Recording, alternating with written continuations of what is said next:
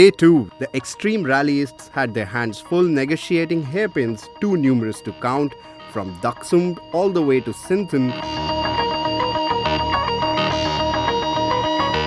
before coming downhill to Mughal Maidan.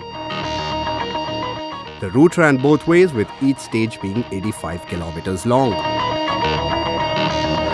Extremely interesting stage, I'd say, for all concerned, particularly guys who are racing to earn a position. I think they would have loved it.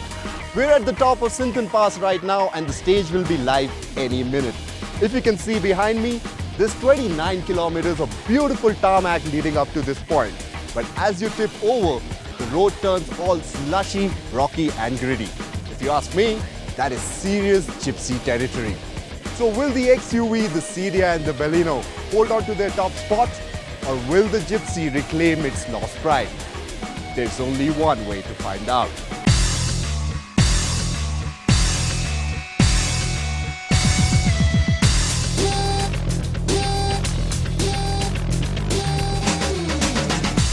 We were eagerly waiting at the top of Sinthan Pass to see which car comes in first. This is the day the rally is won or lost. This is where strategy and integrity of the car and the driver were of supreme importance.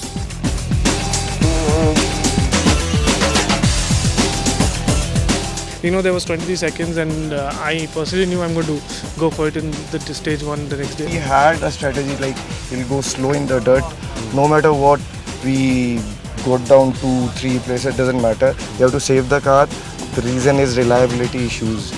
It's not about finishing at the top. And then it was showtime. First up was Karam's XUV, negotiating its way up the pass with Amit's Cedia in hot pursuit, going flat out while maintaining his composure. The first part till the pass, I drove quite slowly. I didn't hit. It's uphill. It saved me because it was uphill. But I took care in not braking really hard for any of the corners because I knew from then on it's dirt and it's narrow and I need the brake. Stage 1, my thing was to get the time out on gravel. Ideally when you're not driving with notes, and when you don't have good brake pads, the gravel is somewhere that you can still drive fast. But as the drama unfolded among the gypsies and the XUVs, the turbocharged Forester was one contender who could not be ignored. While Amit relied on the rough parts of the stage, Gaurav believed that the tarmac was where the Forester shone. We pushed as hard as we could on day 1, and I think we moved to about 6th position from 20. So we're really pumped up. We're excited about it, of course, and we just wanted to repeat the same. Gaurav Gill's first day troubles with the XUV continued through to the second day as well, as his car struggled through the stage, something the chap doesn't like at all. I think there's a problem with his XUV, that he's got some ECU problems and he's quite frustrated about it because he doesn't like sitting back on the, he doesn't enjoy being at the back of the grid. Out of the 3 XUVs running, Lohit seemed to be the most comfortable, calm and in control the entire time. His focused driving was paying off as he was steadily climbing up the positions. Hey, we just took it very easy this morning because it's a real long rally. We'll finish tomorrow also. The new cars really threw down the gauntlet at the Gypsy in the terrain the little Maruti has dominated for so long. The Gypsy had its moments on the rough patches but could do little to threaten the cars on the top, especially when it came down to the tarmac where sheer horsepower was king. Cedia tested a good car in competition for a long while. Same is the story with the Baleno. XUVs have been going very well, and I think they are driving to a game plan. Driving skill is not just, limited to going fast. Driving skill also means handling your equipment, under the conditions. The rough and tumble of the climb down to the Mughal Maidan saw a lot of action with plenty of slides, splashes, near overtakes and epic dogfights between the raiders. This was the stage that brought out the best of the drivers. Amit Rajit's plan of attacking in the second half of the stage worked perfectly well as he clocked faster times than Karamjit. But I knew that, just that is something, a gamble that I have to play. And if it breaks, it breaks. But if it goes, it will be a fast time and I was lucky that the car lasted, and we did get a good time. We made 37 seconds. This put Amit on the top of the grid, pushing Karam to the second spot. The Mahindra's woes were unending, with Gaurav Gill pulling out at the last stage with his XUV packing up. Things only got worse for Mahindra as Karam was slapped a 16-minute penalty in the final stage, putting Amit and his Cedia out of the champion's reach. My difference went to 16 minutes 12 seconds from 12 seconds. I didn't need to drive at all. From then on, it was just getting the car back. Gaurav Prabhakar changed his gears and went flat out on the last stage. On the tarmac, we charged even harder on the way back, going uphill. On the gravel, this time it was going uphill on gravel, so we pushed harder going uphill. All Amit had to do now was finish. Easier said than done, because the route back wasn't exactly a walk in the park. Heartbreakingly, plenty of cars dropped out on the very last stage of the rally.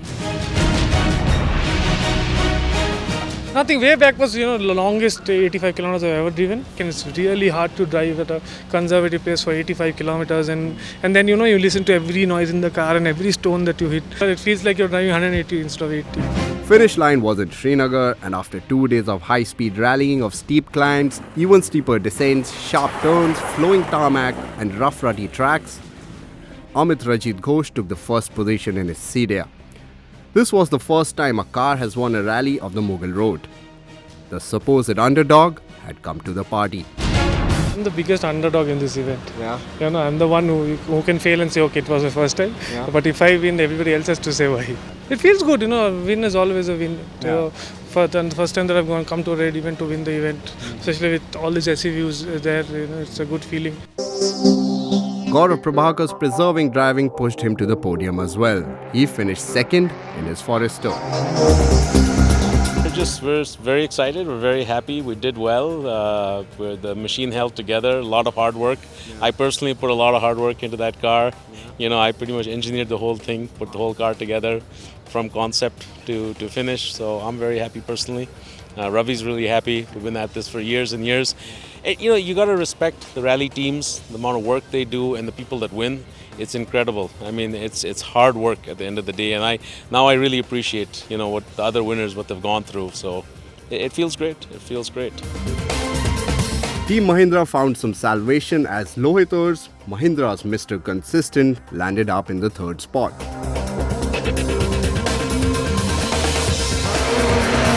And that's how the cookie crumbled for the Gypsy, making the Mughal Road Rally perhaps the first raid format rallying event in the country without a single Gypsy on the podium. But it isn't that simple either. Of all the contestants backed by factory teams, only Lohit's XUV made it to the top 3. The Gypsy has been rallying for almost 2 decades now, and this is only the second rally for the XUV. And the numerous breakdowns made it apparent that Mahindra has a lot to learn and how Team Maruti's Vitaras need to be better prepared. The Xenons from the Tata team didn't make too much of a mark either, and now all teams need to head back to the drawing board because in another 2 months comes the big daddy of them all, Raid the Himalaya. One thing's for certain, the era of Gypsy in the Indian rallying is coming to an end. The king is almost dead. The Gypsy will remain the workhorse. It's not going to fade out. And perhaps still in events like the raid, it will do well. Gypsy से खुश हैं हम लोग. Gypsy ही रहेगी आगे भी. Raid में Gypsy चलेगी. I have respect for the Gypsy. I don't think it's going away anytime soon. It still hangs in there on the rough stuff, and it's cheap. It's bulletproof. I mean, you can repair it anywhere. Spares are available everywhere, and it's simple.